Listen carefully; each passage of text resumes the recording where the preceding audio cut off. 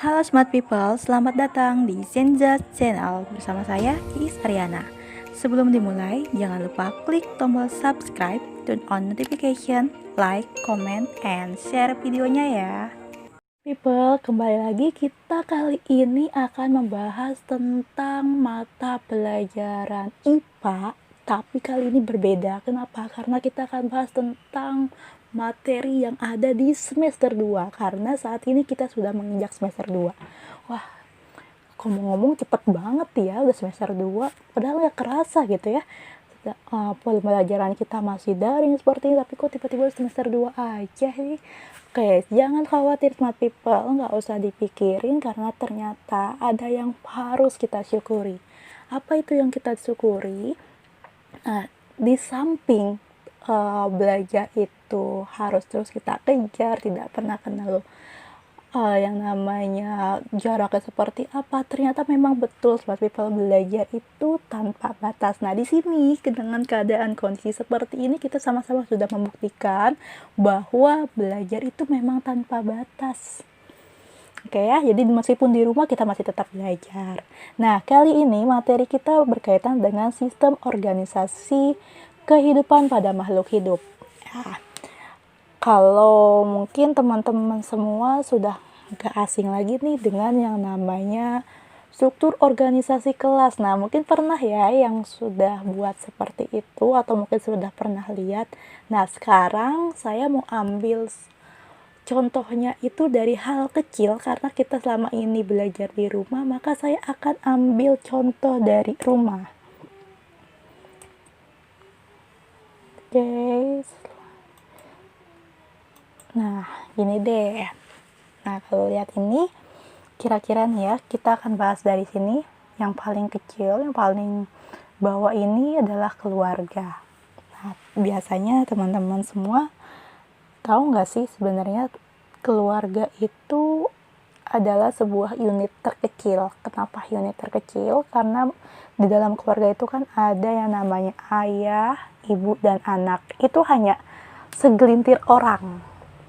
Tapi kita tahu ternyata kita hidup bukan hanya keluarga kita aja dong di dunia ini, ada dari keluarga yang lain dan lain sebagainya. Nah, di samping kiri kanan kita tentunya ada tetangga kan. Nah, itu merupakan satu komplek biasanya ya. Jadi dari beberapa keluarga. Jadi dari satu sebelah kiri kita itu keluarga lain, sebelah kanan kita itu keluarga lain. Berarti kan ada beberapa keluarga. Nah, gabungan dari beberapa keluarga itu jadi satu namanya adalah RT atau rukun tetangga. Nah, dari beberapa RT, kalau misalnya dijadikan satu lagi, nantinya akan menjadi RW. Gabungan dari beberapa RW akan menjadi sebuah kelurahan. Begitu juga dengan beberapa kelurahan pasti akan menjadi kecamatan. Dari beberapa kecamatan digabungkan menjadi satu akan menjadi sebuah kota atau kabupaten biasa kita kenalnya ya. Nah, dari sini beberapa macam kota dan kabupaten digabungkan menjadi satu akan membentuk yang namanya provinsi. Makanya kita kenal ada provinsi Sumatera, ada provinsi Kalimantan, dan lain sebagainya. Kenapa ada seperti itu? Karena dia adalah gabungan dari kota dan kabupaten ini, teman-teman. Nah, tapi kalau misalnya kita bilang, oh, misalnya ada pertemuan, terus kita sebutkan satu-satu provinsinya, itu kan agak ribet ya teman-teman. Jadi makanya si provinsi-provinsi itu dijadikan menjadi satu, disebutlah sebuah yang namanya kita kenal dengan negara. Jadi kalau misalnya kita katakan Indonesia, sudah pasti itu adalah semua provinsi yang ada. Jadi nggak usah lagi nyebut Jawa, Sumatera, Kalimantan, dan sebagainya gitu ya. Sampai sini paham ya Smart People? Nah, begitu juga dengan organisasi kehidupan kita. Di sini ada bagian yang paling kecil, namanya adalah atom. Atom ini adalah bagian yang tidak bisa dibagi lagi. Saking tidak bisa dibaginya, maka disebutlah dia unit terkecil. Nah, gabungan dari beberapa atom ini akan membentuk sebuah molekul. Jadi ada hidrogen, oksigen, dan hidrogen itu adalah molekul, tapi dalam hidrogen ini atau oksigen itu akan ada bisa dibagi lagi. Nah, itu termasuk disebut sebagai atom. Nah, gabungan dari beberapa macam molekul itu disebutnya makromolekul. Makromolekul bergabung juga menjadi satu akan membentuk yang namanya organel. Nah, berbagai macam organel membentuk yang namanya adalah sel. Sel itu adalah bagian terkecil dari dalam tubuh makhluk hidup, baik secara struktural maupun fungsional. Jadi, sel ini perlu diinformasikan, sel ini adalah terdiri dari penyusunnya itu namanya adalah protoplasma dan inti yang terkandung dalam membran. Protoplasma itu sendiri ini bisa kita asumsikan sebagai organel sel ya, atau dengan makromolekul juga, di mana di bagian hidup ini dari sebuah sel itu dikelilingi oleh protoplasma, di mana protoplasma ini campuran dari molekul kecil seperti ion, asam amino, monosakarida, air, dan makromolekul lainnya seperti protein, asam nukleat, lipid, dan polisakarida dan lain sebagainya. Nah, gabungan dari berbagai macam sel, ya sel itu udah banyak, gabungannya itu akan membentuk sebuah yang namanya adalah jaringan. Ini tisu itu adalah bahasa Inggris ya. Jadi ini nama lainnya adalah jaringan. Nah, jaringan itu adalah kumpulan sel yang memiliki bentuk dan fungsi yang sama. Misalnya adalah jaringan otot, jaringan epidermis, jaringan darah, dan sebagainya.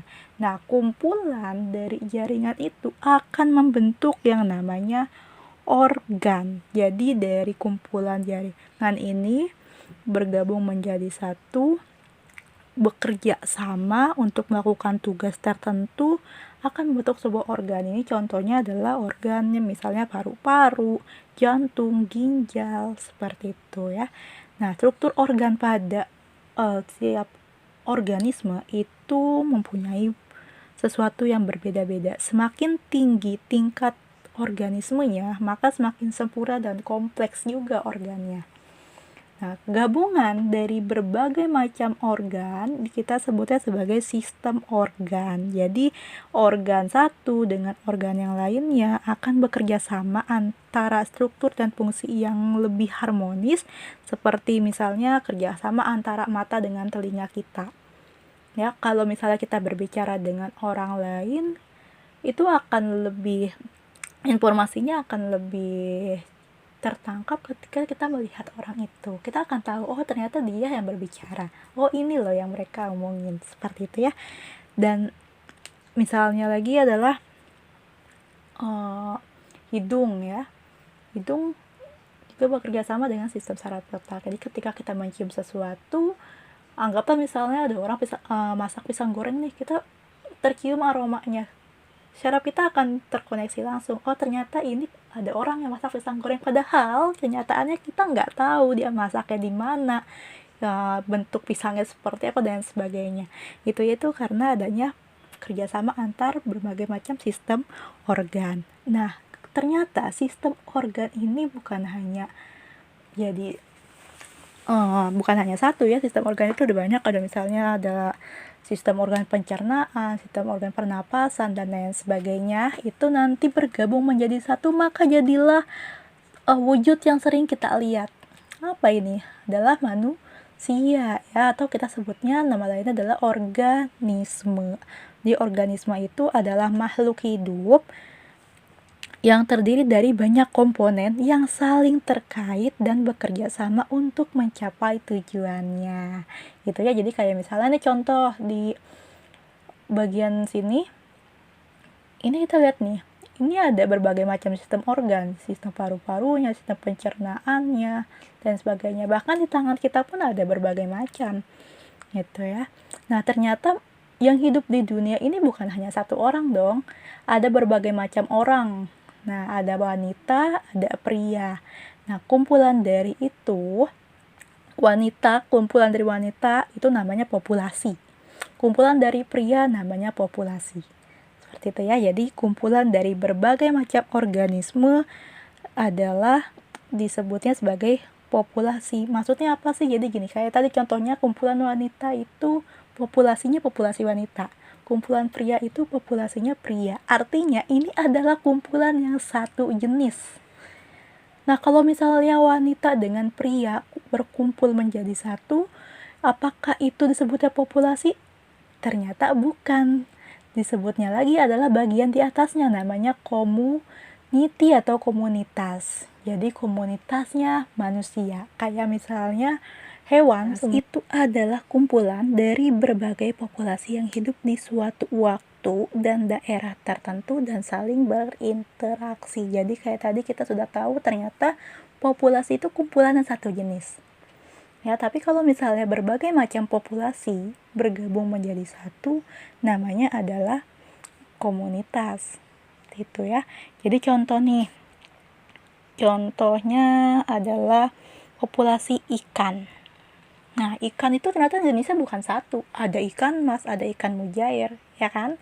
Tapi kalau dalam garis besarnya mereka itu kumpulan ikan. Mau jenisnya apapun itu ikan. Nah, itu namanya komunitas. Tuh. Tapi kalau kita bilang, oh ini kelompok ikan mas, yang ini kelompok ikan mujair, berarti kalimat itu adalah populasi. Gitu. Jadi kumpulan dari macam-macam ikan, mesti semuanya jenisnya ikan, itu namanya komunitas ikan. Kayak contohnya lagi, misalnya saya katakan ada sekumpulan kambing, ada sekumpulan sapi, ada sekumpulan kerbau. Ini sama atau beda? Jelas beda, karena jenis mereka berbeda, sapi, kerbau, dengan kambing. Ya kan? Tapi bisakah mereka digabungkan menjadi satu sebagai sebuah komunitas? Ternyata bisa. Sebutannya adalah komunitas hewan berkaki 4. Maka semuanya jadi satu. Seperti itu. Paham ya dari komunitas ini? Nah, selanjutnya kita agak naik sedikit, namanya adalah ekosistem. Nah, ekosistem ini adalah suatu sistem lingkungan yang terbentuk dari hubungan timbal balik yang tidak bisa dipisahkan dari makhluk hidup. Contoh, kayak tadi, kita sudah paham tentang populasi dan komunitas. Sekarang nih, berbagai macam komunitas itu punya kriteria sendiri. Misal, komunitas manusia. Pasti dalamnya ada populasinya wanita dengan pria. Komunitas tumbuhan, pasti ada di dalamnya banyak populasi dari berbagai macam jenis tumbuhan. Kemudian ada komunitas hewan, pasti di dalamnya ada yang namanya berbagai macam populasi dari jenis hewannya tersebut. Nah, kalau semuanya ini dijadikan menjadi satu, hewan, tumbuhan, dengan manusia, ini kita kenalnya sebagai ekosistem. Kenapa? Karena ini adalah gabungan dari hal itu semua, dan mereka saling keterkaitan, saling menghasilkan sebuah timbal balik. Kenapa dibilang saling menghasilkan timbal balik? Karena mereka semua saling membutuhkan. Manusia perlu tumbuhan, jelas perlu. Untuk apa? Untuk energi makanannya dia. Hewan juga manusia butuh. Apakah hewan butuh manusia? Jelas butuh. Kenapa? Karena kalau tidak ada manusia, dia tidak ada yang bisa beri makan, ya kan? Nah, begitu juga dengan tumbuhan. Gitu. Jadi mereka saling melakukan keterkaitan. Semuanya tidak ada yang dirugikan, semua saling menguntungkan di sini. Namanya sebuah ekosistem. Nah, gabungan dari ekosistem itu akan membentuk sebuah yang namanya biosfer. Ini tingkatannya sudah jauh lebih tinggi lagi dari ekosistem, karena bukan hanya lagi dunia yang dia pikir ya, karena ekosistem ini adalah kita mikirnya adalah dunia, karena di dunia ini ada manusia, hewan, dan tumbuhan. Nah, tapi di sini di biosfer dia sudah berpikir bahwa ternyata di dunia ini didukung oleh sebuah lapisan di atasnya, itu namanya adalah hidrosfer, atmosfer, ekosfer, sampai litosfer. Jadi sampai dengan lapisan ozon sana itu disebutnya sebagai biosfer. Jadi lapisan bumi sebagai tempat dari ekosistem beroperasi. Nah, lapisan biosfer ini kira-kira dia itu tingginya 9.000 meter lah di atas permukaan bumi ya. Beberapa meter di bawah permukaan tanah dan beberapa kilometer dari permukaan laut. People, seperti itulah pembahasan kita tentang sistem organisasi kehidupan pada makhluk hidup.